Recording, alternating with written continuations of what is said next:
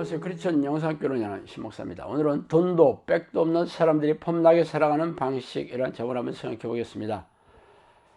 언론 뉴스에서는 날마다 어김없이 비열한 세상에 대해 고발하는 기사가 실리고 있죠. 예전에 20대 막내 교사를 앞에 두고 실험용 화살을 쏜 초등학교 교감이 처음에 그런 일이 없다고 말하다가 녹취록을 듣고 나서야 비로소 기억이 나지 않는다고 말을 바꾸었습니다. 만약 녹음을 하지 않았다면 이 막내 교사는 교직사회에서 이상한 교사로 매장당했을 것이겠죠.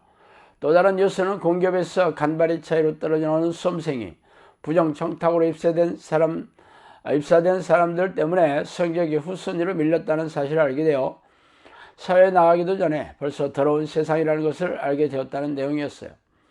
이런 기사는 사람과 사건과 바뀔 뿐이지 어느 시대나 지역을 막론하고 흔하게 있어왔던 일입니다. 말하자면 우리가 살고 있는 세상은 힘을 가진 사람이 약한 사람을 향해 갑질이 난무하는 비열한 세상이라는 것이죠. 그래서 돈이나 백을 상징하는 소위 힘이 없다면 비열한 세상의 희생양이 될 수밖에 없을 것입니다. 그래서 당신은 힘이 있는 쪽에 서 계십니까? 아니면 힘 없는 부류입니까? 아마 대다수의 사람들은 후자에 속할 것이지요. 그래서 당신은 현실을 인정하고 손을 늘어뜨린 채 힘 있는 자들의 눈치를 보면서 살아가야 할 운명이라고 체명하고 계세요. 비열함이 인생 중에 높임을 받는 때 악인들이 굴곳에서 날뛰는도다. 시편 12장 8절이죠.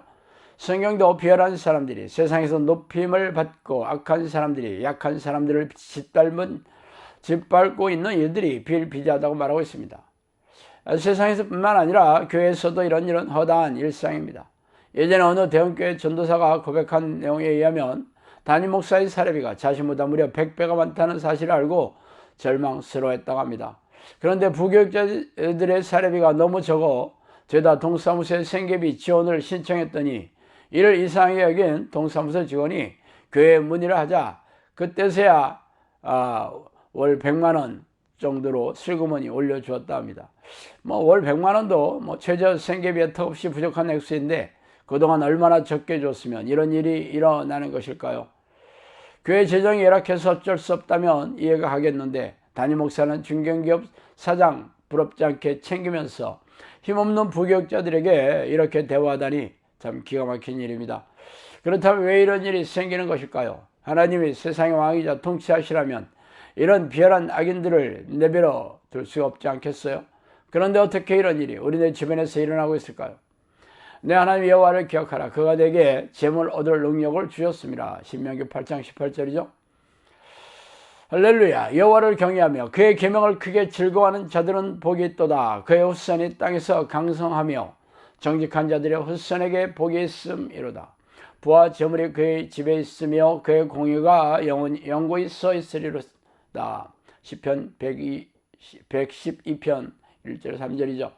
그러나 너희는 택하신 족속이요 왕같은 제사장들이요 거룩한 나라요 그의 소유가 된 백성이니 이는 너희를 어두운 데서 불러내어 그의 기이한 빛에 들어가게 하신 이의 아름다운 덕을 선포하게 하려 하심이라. 베드로전서 2장 9절이죠.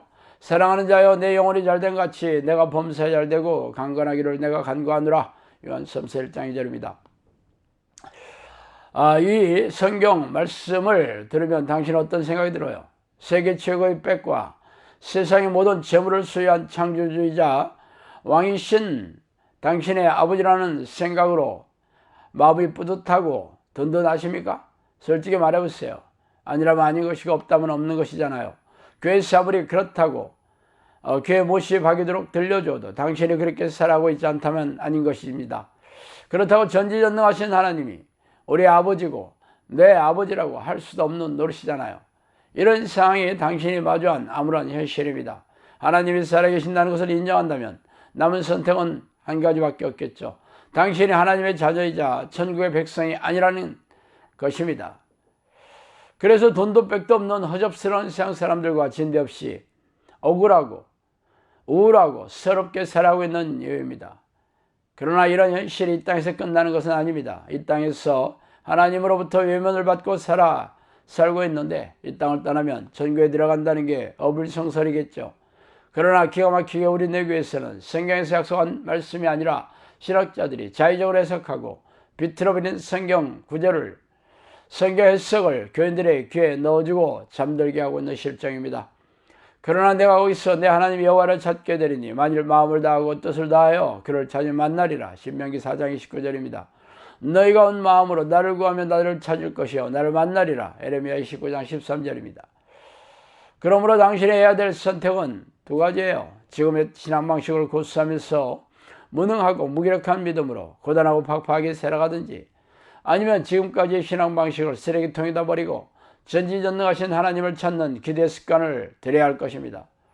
저는 20여 년 전에 그동안 교회에서 가르친 3분짜리 영접기도와 주일 성수로 대표되는 신앙 방식을 버리고 위에 성경 말씀을 붙잡고 전심으로 쉬지 않고 하나님을 찾고 부르는 기대 습관을 들여 성령과 동의하는 삶을 살고 있습니다.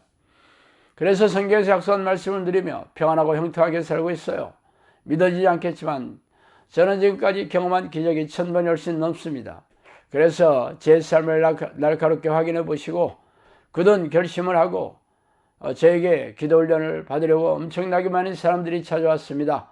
그러므로 당신의 영혼이 냉랭하고 건조하고 삶이 고단하고 팍팍하다며 또 돈도 백도 없는 무능한 세상에서 그런 세상 사람들과 별 차이가 없이 살아가고 있는 이유가 아닙니까? 하나님의 나라는 말에 있지 않냐고 오직 능력이 있습니다. 고린도전서 4장 20절이죠.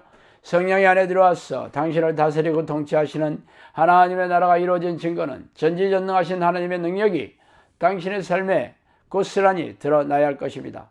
그러나 여전히 성경 말씀을 무시하고 경멸하고 있다면 앞으로도 고단하고 팍팍하게 살다 지옥의 불길에 던져질게 될 게에 불보도 하나님 일이겠죠.